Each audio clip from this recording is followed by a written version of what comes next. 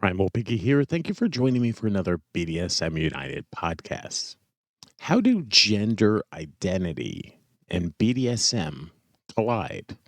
And does one influence the other? Obviously, we know that all dominants are not male and all submissives are not female. But could our BDSM identities influence our gender identity? And could our gender identity influence our BDSM identity? Let's look at a few uh, things to consider when answering these kinds of questions. First off, gender is a general term. It's not necessarily about the genitals between your legs, but to describe a gendered identity in society, depending on the society and culture. It's important to make the distinction because many people think of a male female dichotomy and expect that it's universal, that all cultures see the same meaning in what it means to be one or the other. And that leaves out a spectrum of identities and therefore also a spectrum of different meanings. The concept and response to any perception of gender is socially and culturally constructed.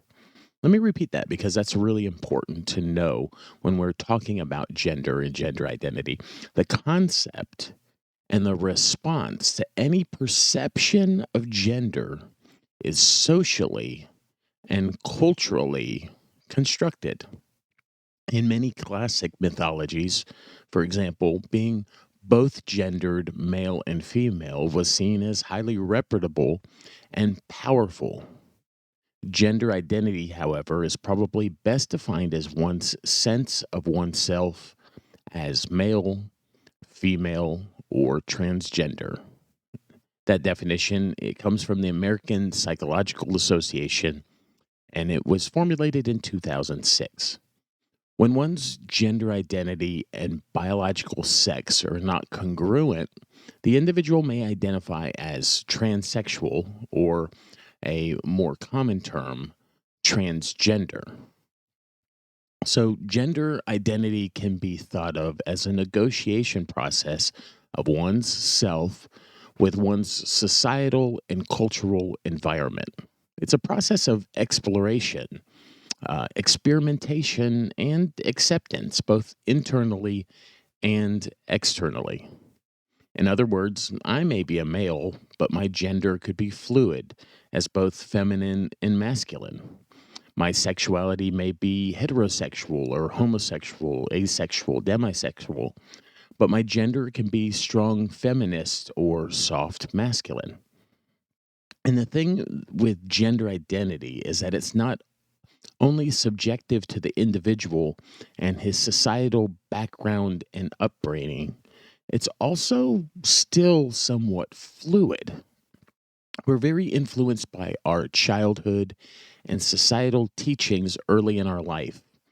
But as we gain experiences, experiment, and explore, we discover things about ourselves or discover the freedom of being able to express things about ourselves that we previously felt unable to. In addition, gender expression may be considered as a way in which a person acts to communicate gender within a given culture. For example, in terms of clothing, communication, patterns, and interests. A person's gender expression may or may not be consistent with socially prescribed gender roles and may not reflect his or her gender identity or their gender identity. Let me add that pronoun. And that comes also from the American Psychological Association, 2008, except for my additional pronoun that I added into the mix. In simple words, gender identity is who we believe we are internally, and gender expression is how we decide to express ourselves outwardly. Again, this is an important point, so I'm definitely going to repeat that. In simple words, gender identity is who we believe we are internally, and gender expression is how we decide to express ourselves outwardly. It's that interplay of gender identity and gender expression that we use to negotiate our gender identity within the society that we live in. And it can be different for different people that live in different cultures in different parts of the world, people from different ethnicities. It can just be different for each individual person. There's a lot of context that goes into our expressions of or our feelings of gender identity and our expressions of gender expression. Your gender identity and sexuality is part of you, and it is part of your power exchange dynamic. If you're a strong female, you may take on the role of being a powerful dominatrix or dame. And if you're a soft male, you may find the role of being a cuckold or a pet satisfying, or the kink of that. There's a lot of fluidity here. And as we journey and explore further into BDSM, we discover more and more about ourselves. Many people change the identity they feel most comfortable with or sacrifice for their owner or master. We're all in the best position to understand our own gender identity and our own struggles and negotiation within our societal gender norms. Everyone has some degree of autonomy in deciding who they want to become or who they naturally are. Gender identity is part of who we are, and our dominance and submission is also part of who we are. So it's possible that our style of dominance or submission may affect our gender identity and vice versa. You may enter an identity of owner and find that it feels right and find that you become more masculine than you were, or you may enter the identity of a submissive and that may lead you to feeling more feminine. Perhaps what leads you to wanting to try to wear a bra, or perhaps that experience is satisfying and feeling of submission is satisfying and you want to try being a male. So maybe you want to be a sissy, maybe you want to be mask. It's up to you. Now, please excuse the gendered terms that I used. I don't mean to imply that feeling masculine is dominant or feeling feminine is submissive. We all know that that's not true. But what we're trying to say with that example is that gender identity doesn't just leak into our style of dominance or submission, it's part of it. We're all constantly negotiating our gender identity within our societal norms and with our own desires and our own self constraints. No rules are imposed on the way we decide on the outcome.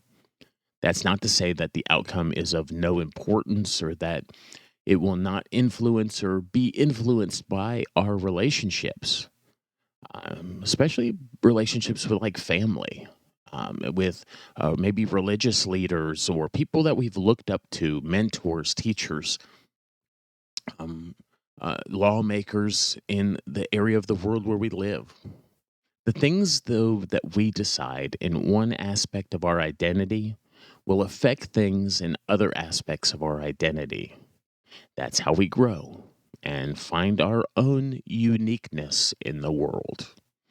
We definitely want you to explore your uniqueness and explore your identity within BDSM and just in general, your whole identity and expression. When people are free, at least within themselves, then they are free to live without guilt and shame. They're free to explore the things that they feel good about themselves and the things they feel bad about themselves. And ultimately, it makes us as humans, it makes us better people in this world.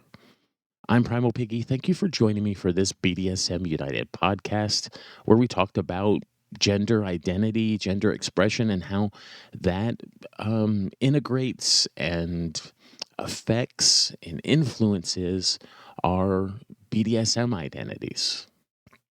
You can reach us and get in contact with us and connect with all of the different resources that we have available.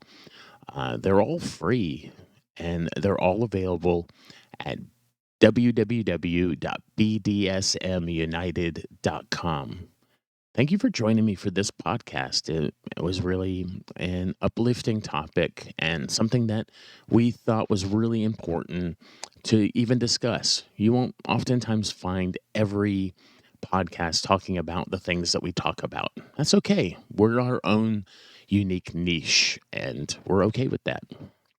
We don't we don't mind that we bring a little bit of uniqueness to this space. See what I did there? Pun intended. Um, it was a joy speaking with you today, and we'll speak with you again soon.